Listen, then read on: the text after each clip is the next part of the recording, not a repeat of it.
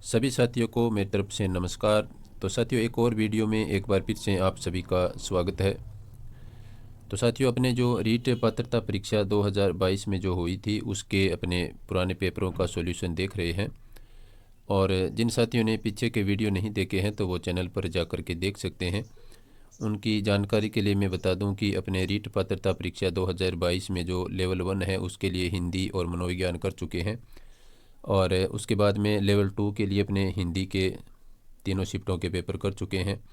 और आज अपना जो ये बाल विकास एवं शिक्षा शास्त्र है वो लेवल 2 वालों के लिए जो चौथी शिफ्ट थी, यानी आज अपना बाल विकास एवं शिक्षा शास्त्र जो लेवल 2 वालों के लिए है वो तीनों शिफ्टों का पूरा हो जाएगा। तो ये मनोविज्ञान का अंतिम पेपर है। इसके बाद में अपने अन्य विषय के पेपर है वो शुरू करेंगे। तो आप सभी से निवेदन कि आप चैनल पर लगातार जुड़े रहें और इस क्लास को अपने साथियों के साथ ज़्यादा से ज़्यादा आप शेयर करें और वीडियो को पूरा देखें। इन सभी विषयों के पेपर पूरे होने के बाद में अपने चैनल पर हिंदी व्याकरण का मैटर अपने शुरू करेंगे। प्रश्नों के माध्यम से आपको पूरी हिंदी व्याकरण है वो करवाई जाएगी। तो आप चैनल से लगातार जुड़े रहें। और आइए शुरुआत करते हैं आज के वीडियो की और देखते हैं बाल विकास एवं शिक्षा शास्त्र जो चौथी शिफ्ट थी लेवल 2 वालों के लिए, उसका पेपर अपने देख रहे हैं। तो आइए देखते हैं आज का अपना पहला पेपर, पहला प्रश्न। तो साथियों, पहला प्रश्न है, निम्नलिखित में से सीखने की प्रक्रिया में शामिल है। तो क्या शामिल है? शारीरिक, मनोवैज्ञानिक, पर्यावरणीय और उपरोक्त सभी। तो सीखने की प्रक्रिया में साथियों ये उपरोक्त सभी है वो शामिल होते हैं। मनोवैज्ञानिक कारण भी होते हैं, शारीरिक कारण भी होते हैं, पर्यावरणीय कारण होते हैं। तो इसमें आपका जो सही आंसर होगा ऑप्शन डी होगा। नेक्स्ट क्वेश्चन देखिए, वो निकटतम वातावरण है जिसमें व्यक्ति रहता है। तो उस निकटतम वातावरण को क्या कहते हैं? सूक्ष्म प्रणाली।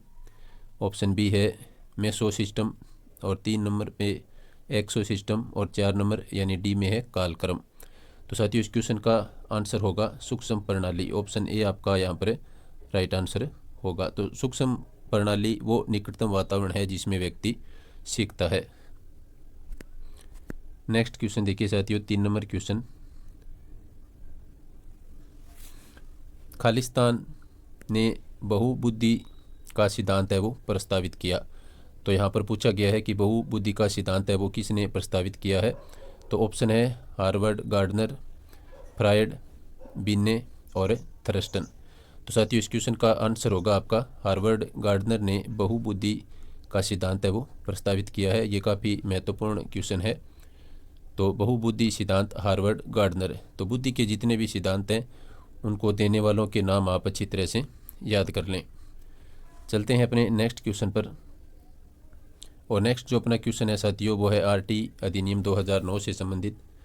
तो इसमें देखिए, आरटी अधिनियम 2009 के अनुसार निम्नलिखित किस प्रमाण पत्र के बिना कोई विद्यालय स्थापित नहीं किया जाएगा।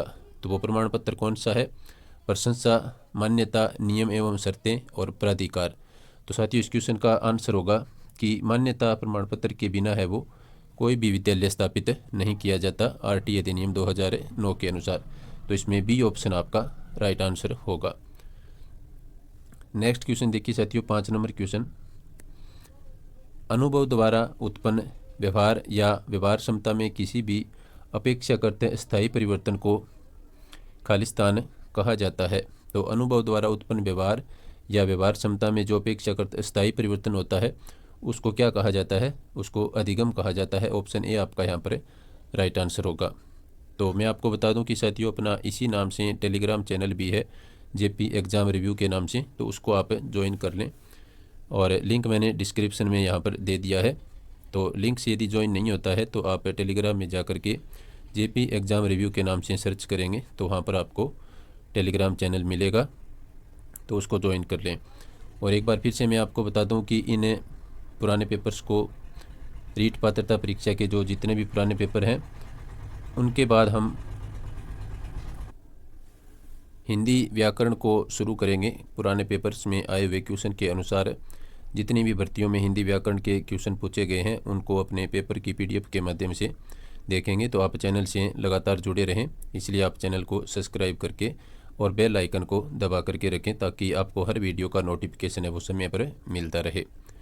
तो साथियों, इस क्वेश्चन का आंसर हो गया अपने अधिगम। अब अपने नेक्स्ट क्वेश्चन पर चलते हैं।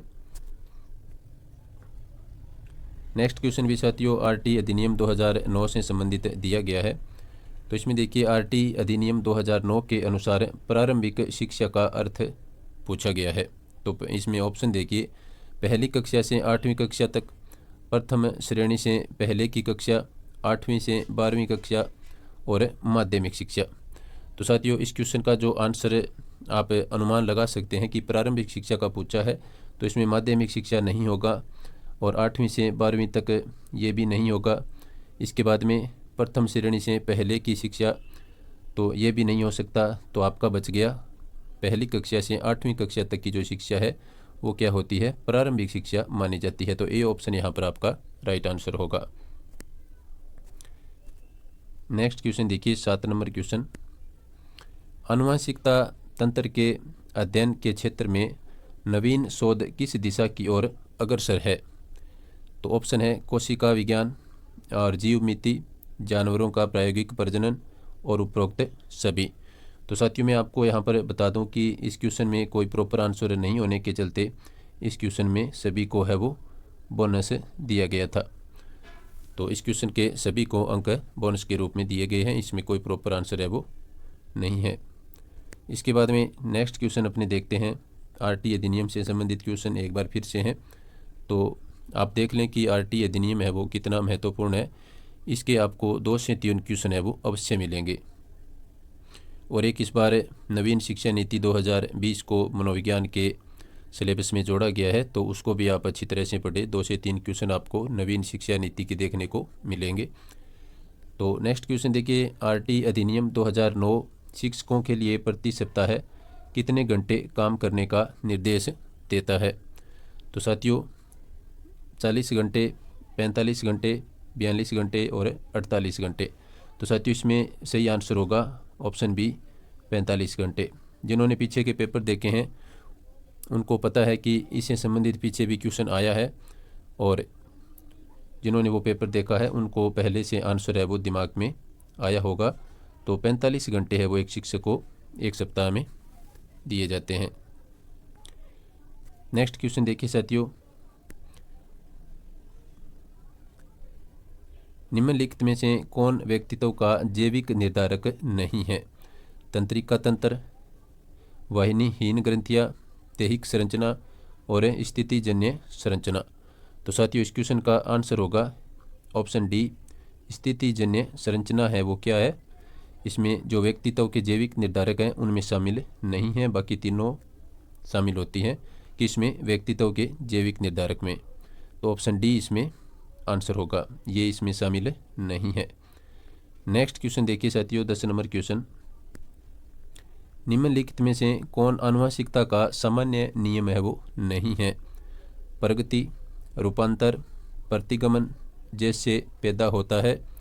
तो आनुवंशिकता का सामान्य नियम इसमें जो नहीं है तो साथियों वो हो जाएगा प्रगति। ये आनुवंशिकता से संबंधित सामान्य नियम नहीं होता। इसके बाद में नेक्स्ट क्वेश्चन देखिए साथियों, वैज्ञानिक अनुसंधान करने की दिशा में निम्नलिखित में से कौन सा एक कदम है वो नहीं है, वो आपको बताना है। एक समस्या की अवधारणा और संशोधन, शोध निष्कर्ष, आधार सामग्री एकत्रित करना और गतिशील दृष्टिकोण। तो इसमें कौन सा वैज्ञानिक अनुसंधान करने की दिशा में एक कदम नहीं है। तो साथियों, इस क्वेश्चन का आंसर हो जाएगा गतिशील दृष्टिकोण है वो इसमें एक कदम नहीं माना जाता। बाकी एक समस्या की अवधारणा, आधार सामग्री एकत्र करना और संशोधन, शोध निष्कर्ष, ये सभी इसमें शामिल होते हैं। नेक्स्ट क्वेश्चन देखिए साथियों, परीक्षण की खालिस्तान का संदर्भ 2 भिन्न अवसरों पर एक ही परीक्षण पर किसी व्यक्ति द्वारा प्राप्त लब्धांकों की संगति से है। तो इसमें खालिस्तान में है वो क्या आएगा, विश्वसनीयता, वैधता, वस्तुनिष्ठता, इनमें से कोई नहीं। तो साथियों, इस क्वेश्चन का आंसर होगा कि परीक्षण की विश्वसनीयता का संदर्भ है वो तो भिन्न अवसरों पर एक परीक्षण पर किसी व्यक्ति द्वारा प्राप्त लब्धांकों की संगति से हैं। तो परीक्षण में क्या होनी चाहिए? विश्वसनीयता होनी चाहिए। इसके बाद में नेक्स्ट क्वेश्चन देखिए साथियों, 13 नंबर क्वेश्चन। बच्चों को मुफ्त और अनिवार्य शिक्षा का अधिकार किस अधिनियम के अंतर्गत आता है? तो 2009, 2012, 2005 और 2010।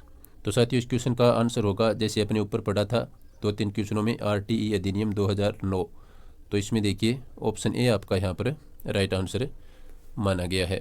ये जो अपने सॉल्यूशन कर रहे हैं ये फाइनल आंसर की के आधार पर कर रहे हैं। नेक्स्ट क्वेश्चन देखिए साथियों, शिक्षकों को मानसिक रूप से विक्षिप्त लोगों को निर्देश देते समय यह ध्यान रखना चाहिए कि वे, तो ऑप्शन है, परीक्षा उत्तीर्ण करने में सक्षम है, अधिक व्यावसायिक कौशल सीखें, सामान्य बच्चों के साथ प्रतिस्पर्धा करने के लिए कड़ा परिश्रम करें और लगातार प्रतिस्पर्धी खेलों में समय बिताएं। तो उनको निर्देश देते समय किस बात का ध्यान रखना चाहिए? तो साथियों इस क्वेश्चन का आंसर होगा अधिक व्यावसायिक कौशल सीखें, यानी जो आपका होता है इसमें बी में लर्न मोर वोकेशनल स्किल, यानी जिसमें आपको ज़्यादा अवसर मिल सकें, इसलिए अधिक व्यावसायिक कौशल आपको सीखना चाहिए। इस बात का भी विशेष ध्यान रखेंगे। नेक्स्ट क्वेश्चन देखिए साथियों, 15 नंबर क्वेश्चन।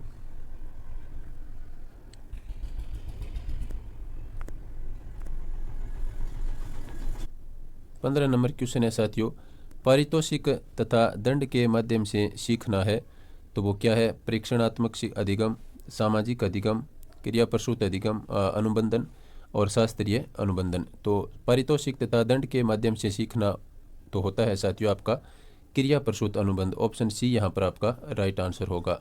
तो क्या होता है? पारितोषिक तथा दंड के माध्यम से सीखना क्रिया प्रसूत अनुबंधन के अंतर्गत आता है। नेक्स्ट क्वेश्चन देखिए साथियों, 16 नंबर क्वेश्चन। फ्राइड के अनुसार व्यक्तित्व के प्राथमिक संरचनात्मक तत्व हैं। तो साथियों फ्राइड के अनुसार जो तत्व हैं वो हो जाएंगे आपके इदम, अहम और प्राअहम। ये काफ़ी महत्वपूर्ण है तीनों ही, आप इसकी परिभाषा याद रखें। अक्सर यहाँ से आपको पूछा जाता है कि इदम के अंतर्गत व्यक्तित्व किस प्रकार का होता है, अहम में किस प्रकार का होता है और प्राअहम में व्यक्तित्व किस प्रकार का होता है। और इनमें से सर्वश्रेष्ठ जो माना जाता है साथियों वो आपका प्राअहम होता है, और इसमें जो निम्न स्तर का माना जाता है वो इदम होता है। तो इसको आप तीनों को आप अच्छी तरह से याद रखें, इनकी परिभाषा। चलते हैं अपने नेक्स्ट क्वेश्चन पर। स्थिर अवस्था बनाए रखने के लिए शरीर की प्रवृत्ति को कहा जाता है समय स्थिति, संतुलन, बढ़ावा देना और प्रेरणा। तो साथियों इस क्वेश्चन का आंसर हो जाएगा समय स्थिति। स्थिर अवस्था बनाए रखने के लिए जो शरीर की प्रवृत्ति है उसको समय स्थिति कहा जाता है, स्थिर अवस्था बनाए रखने के लिए। नेक्स्ट क्वेश्चन देखिए साथियों, 18 नंबर क्वेश्चन। सीता एक डे केयर सेंटर में काम करती है, वेतन कम है और काम के घंटे लंबे हैं, लेकिन वह बच्चों के आसपास रहना पसंद करती है और उच्च वेतन वाली नौकरी की तलाश करने की कोई इच्छा नहीं रखती, यानी वो अपने काम से संतुष्ट है। और सीता की प्रेरणा किस प्रकार की लगती है वो आपको बताना है, आंतरिक, बाह्य, स्वार्थी और बाहरी। तो साथियों 18 नंबर क्वेश्चन में जो आपका आंसर होगा वो होगा आंतरिक प्रेरणा यह मालूम होती है, क्योंकि उसे बच्चों के आसपास रहना है वो पसंद है, तो इसमें उसकी जो आंतरिक प्रेरणा है वो लागू होती है। चलते हैं अपने नेक्स्ट क्वेश्चन पर। प्रतिभाशाली की पहचान में हमें प्राथमिकता देनी चाहिए माता पिता की राय को, वस्तुनिष्ठ परीक्षा का परिणाम, शिक्षकों की राय को और सामुदायिक दृष्टिकोण को। तो साथियों इसमें जो प्राथमिकता देनी चाहिए वो हो जाएगा आपका वस्तुनिष्ठ परीक्षा का परिणाम। उसके आधार पर प्रतिभाशाली की जो पहचान की जाती है उसमें वस्तुनिष्ठ परीक्षा का जो परिणाम हमें प्राप्त होता है उस बच्चे से पूछने पर, तो उसको हमें प्राथमिकता देनी चाहिए, न कि माता पिता की राय पर, शिक्षकों की राय पर और सामुदायिक दृष्टिकोण पर। इनमें सबसे विश्वसनीय आपका होगा वस्तुनिष्ठ परीक्षा का परिणाम। नेक्स्ट क्वेश्चन देखिए साथियों, 20 नंबर क्वेश्चन। निम्नलिखित में से कौन सा संज्ञानात्मक कार्य पद्धति के स्वस्थ स्तर को बनाए रखने में मदद करने के लिए उपयुक्त है वो नहीं है। तो साथियों इसमें हो जाएगा आपका ऑप्शन सी, आसन जीवन शैली, ये इसमें आसान लिखना चाहिए था, थोड़ा सा टाइपिंग मिस्टेक है पेपर में, तो ये हो जाएगा आपका आसान जीवन शैली है वो इसका आंसर होगा, ऑप्शन सी।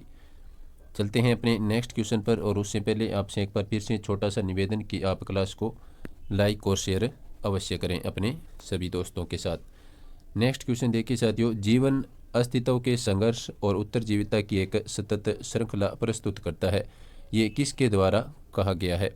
तो साथियों ये कहा गया है डार्विन के द्वारा, ऑप्शन ए इसका आपका राइट आंसर है वो माना गया है। चलते हैं नेक्स्ट क्वेश्चन पर। नेक्स्ट क्वेश्चन देखिए साथियों, पियाजे द्वारा दिए गए संज्ञानात्मक विकास के सिद्धांत में निम्नलिखित में से कौन सा विकास का प्रमुख काल है वो नहीं है, वो आपको बताना है। संवेदी प्रेरक स्थिति, पूर्व संक्रियात्मक स्थिति, चक्रीय चरण और औपचारिक प्रचालन।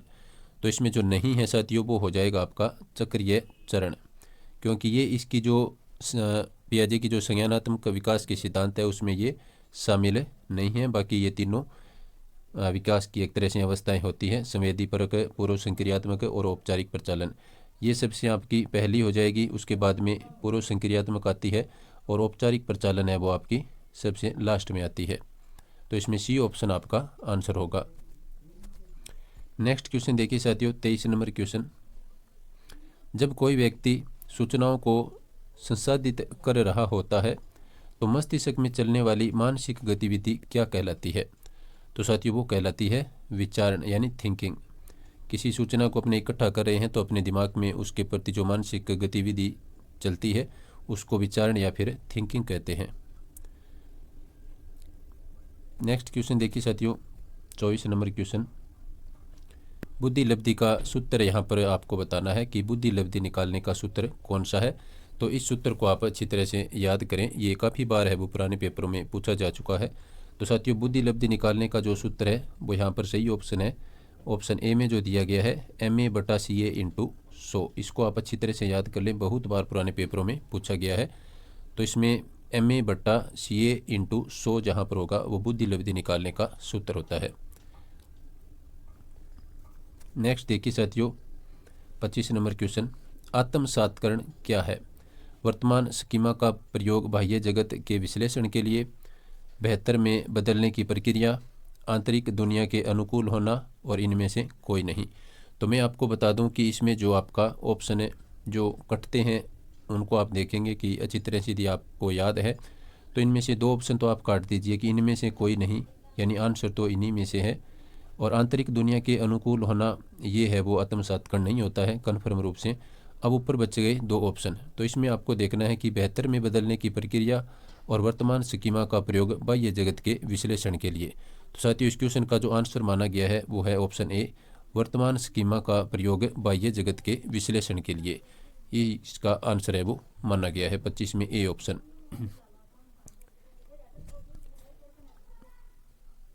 नेक्स्ट देखिए साथियों, 26 नंबर क्वेश्चन, शिक्षा के 3 प्रमुख आधार हैं, पहले खालिस्तान में क्या आएगा, दूसरे में क्या आएगा और तीसरे में क्या आएगा, ये आपको बताना है। तो साथियों इस क्वेश्चन में जो आपका आंसर आप अनुमान लगाइए कि शिक्षा के जो 3 प्रमुख आधार हैं उनमें सबसे पहले क्या होना चाहिए, फिर क्या होना चाहिए और फिर उसके बाद में तीसरे नंबर पर क्या होना चाहिए। तो यहाँ पर जो आपका आंसर होगा वो होगा शिक्षक, छात्र और पाठ्यक्रम। तो पहले खालिस्तान में शिक्षा के 3 प्रमुख आधार, शिक्षक, फिर छात्र और फिर पाठ्यक्रम। नेक्स्ट क्वेश्चन देखिए साथियों, डिसलेक्सिया से संबंधित क्वेश्चन एक बार फिर से इस शिफ्ट में आया है और पीछे की शिफ्टों में भी आया था। यदि आपने पुराने पेपर नहीं देखे हैं तो आप इसी चैनल पर रीट 2025 के नाम से जो प्ले लिस्ट है उसमें जाकर के आप सभी वीडियो को देख सकते हैं। तो डिसलेक्सिया कहते हैं किसको? पढ़ने में कठिनाई, गणित समझने में कठिनाई, वर्तनी लिखने में कठिनाई और प्रतिस्पर्धा में कठिनाई। तो साथियों इस क्वेश्चन का आंसर होगा पढ़ने में जो कठिनाई होती है उसको डिसलेक्सिया कहा जाता है, और वर्तनी लिखने में जो कठिनाई होती है उसको डिस्ग्राफिया कहा जाता है, और गणित को समझने में जो कठिनाई होती है साथियों उसको क्या कहा जाता है? डिस्कैलकुलिया कहा जाता है। और प्रतिस्पर्धा में कठिनाई ये इसमें कोई प्रकार नहीं होता। तो डिसलेक्सिया कहते हैं पढ़ने में कठिनाई को। नेक्स्ट क्वेश्चन देखिए साथियों, 28 नंबर क्वेश्चन, एक व्यक्ति को चित्रों की एक श्रृंखला दिखाई जाती है और उसे एक कहानी बनाने के लिए कहा जाता है, यह खालिस्तान प्रक्षेपी तकनीक में प्रयुक्त किया जाता है?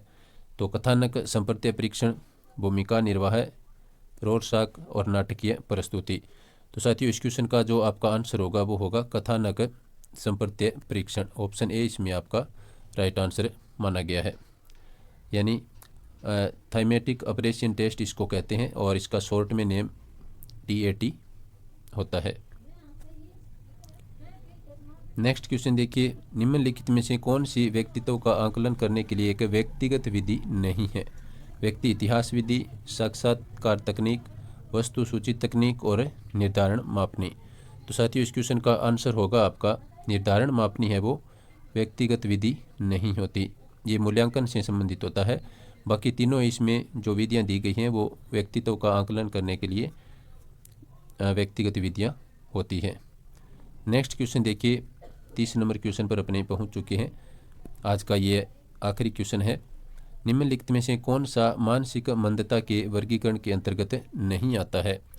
तो मानसिक मंदता के वर्गीकरण के अंतर्गत जो नहीं आता है तो वो होगा आपका, इसमें ऑप्शन देख लेते हैं, हल्की मंदता, मध्यम मंदता, गंभीर मंदता और तीव्र मंदता।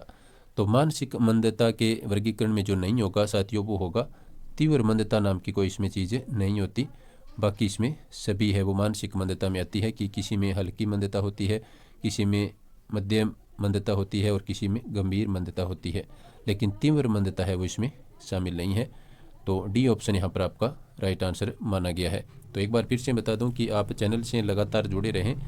इसके बाद में अपने जो संस्कृत के पेपर हैं, किस प्रकार के क्वेश्चन पूछे गए हैं उनको देखेंगे और उसके बाद अपने हिंदी व्याकरण है वो क्वेश्चनों के माध्यम से लगातार इस चैनल पर करते रहेंगे। और आप कमेंट के माध्यम से बताएं कि आपको नेक्स्ट किस टॉपिक पर है वो वीडियो चाहिए और कमेंट में आप है वो ये बता सकते हैं। तो वीडियो देखने के लिए सभी साथियों का धन्यवाद। नमस्कार।